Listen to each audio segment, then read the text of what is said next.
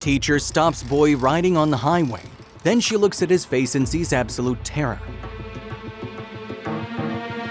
Teacher Keller Sutherland is on her way home from school in South Carolina when she spots one of her former pupils, Cameron Simonchik, cycling along the highway. She can immediately tell that things aren't right and that he needs someone's help. And when she pulled over to find out what's going on, she was shocked. Ever since Sutherland became a school teacher, her commitment to her students has gone, by her own admission, way above the duties of her job and the time she spends with children outside the classroom. In fact, the general happiness of each and every one of her pupils is genuinely important to her. For instance, in a video posted on Facebook by Greenville County Schools in February 2019, Sutherland explained exactly what motivates her as an educator. She said, "When I see myself as a teacher, I just go far beyond the classroom. I truly care for these kids." Sutherland, who has 2 children of her own, believes that she has a real connection with the kids she teaches. Tutors do, after all, sometimes see children more than their own parents do. And so it seems only right that teachers are prepared to invest in children's emotional as well as intellectual development. Sutherland teaches at Ellen Woodside Elementary, which is located in Pelzer, South Carolina. The school's population is made up of students from kindergarten up to 5th grade, and the institution offers plenty of tools to help equip its kids with important skills. For instance, Ellen Woodside Elementary's facilities include an automated media center, which is stocked with 15,000 reading materials, and students are able to access computers in every classroom. As well as a gymnasium, there are also several outdoor play areas for the children to enjoy. What's more, there are science and computer labs, and pupils are able to make use of laptops and iPads too. In addition, the school offers a number of programs in which students can get involved. These initiatives include multiple exercise classes as well as opportunities to explore musical interests.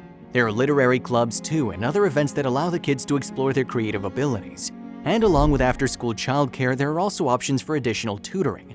What's more, Ellen Woodside Elementary has been the recipient of multiple awards and honors, including the Palmetto Silver Award and the Exemplary Writing School Award. And it has also been named as a Safe Kids School.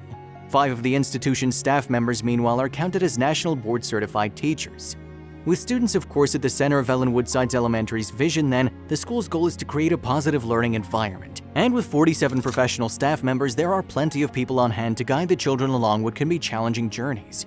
It's worth noting too that Ellen Woodside Elementary aims not only to foster academic intelligence, but also to arm its kids with essential life lessons. As it writes on its website, students should be provided with a curriculum that is founded on basic skills, is relevant, and incorporates real-life experiences as enriched with higher-order thinking and problem-solving. However, these real-life lessons are not just important for the students, they're there for the adults too. And there's perhaps no one better to vouch for this than first-grade teacher Sutherland. That's because when she was driving home from Ellen Woodside Elementary one day in February 2019, she noticed something unusual on the highway and had to put her skills to the test. It's fair to say that this particular day had started out pretty rough for Sutherland. As she described in a Facebook post in February, leading up to this moment was a day that just didn't seem to be going well. It was a day that seemed like I wasn't making a difference with my students, a day I felt I was failing at everything.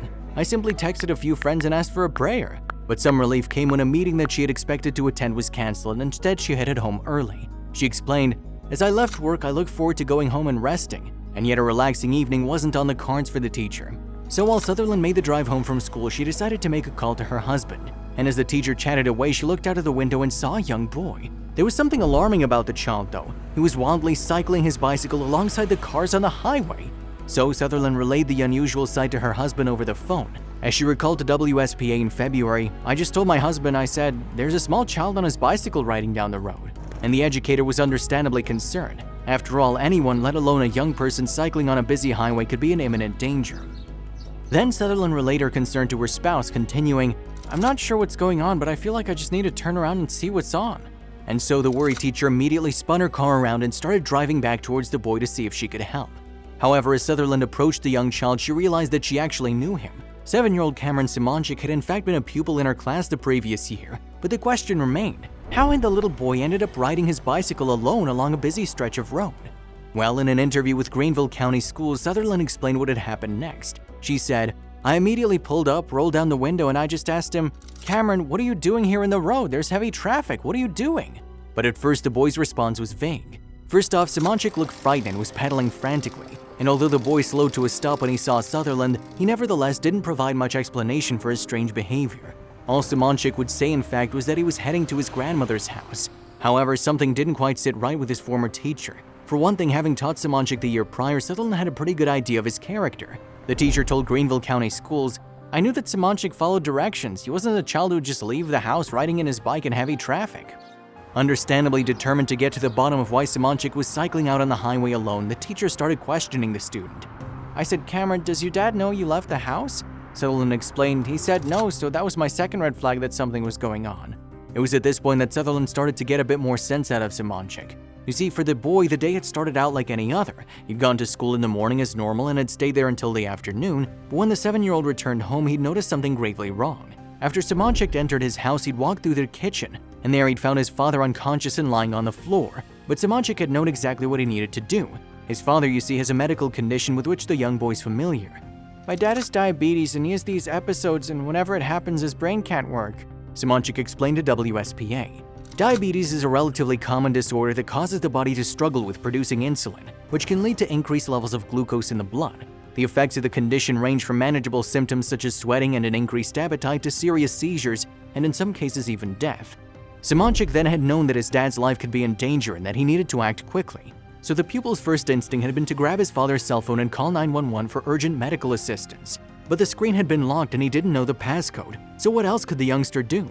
Thinking on his feet, Simonchik's next instinct had been to get help, and so he had called on his neighbors, but neither of them had been around. The little boy had found himself in a situation that could easily have sent any adult into a panic, never mind a young child. But regardless, he pressed on. The only other person Simonchik could think of to help was his grandmother, but she lives 5 miles away down a busy highway which was made all the busier by commuters heading home from work. Knowing his dad was in desperate need of help, however, the young boy had leapt on his bicycle and started pedaling as quick as he could. Simonchik's bike ride to his grandma's house had taken him onto Route 25, which at that time had been overloaded with traffic.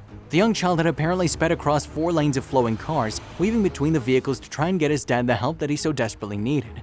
However, as luck would have it, Sutherland had been heading home from school along that very stretch of highway, and although she hadn't immediately recognized Simonchik, she nevertheless realized the boy was in need of assistance. Not only that, but instead of ignoring him, the teacher had turned around and pulled over him.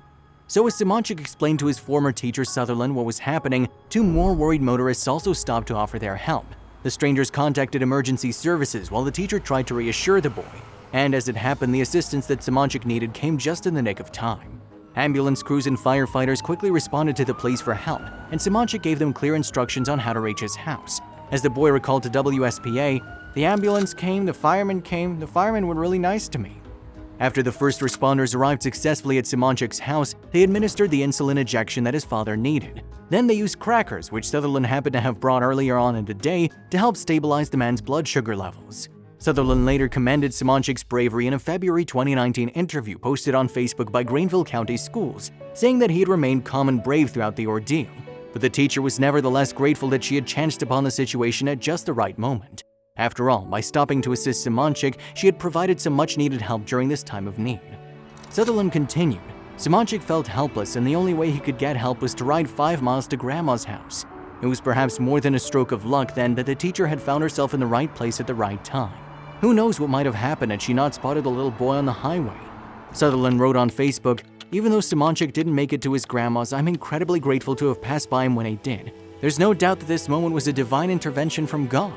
What's more, the incident seems to have served as a poignant reminder for Sutherland. Yes, the worrying event appears to have helped Sutherland reflect on her purpose as a school teacher. She praised Simonchik's incredible bravery in the face of such adversity too, explaining that the incident had been a two-way street since the young boy had been there for her as well.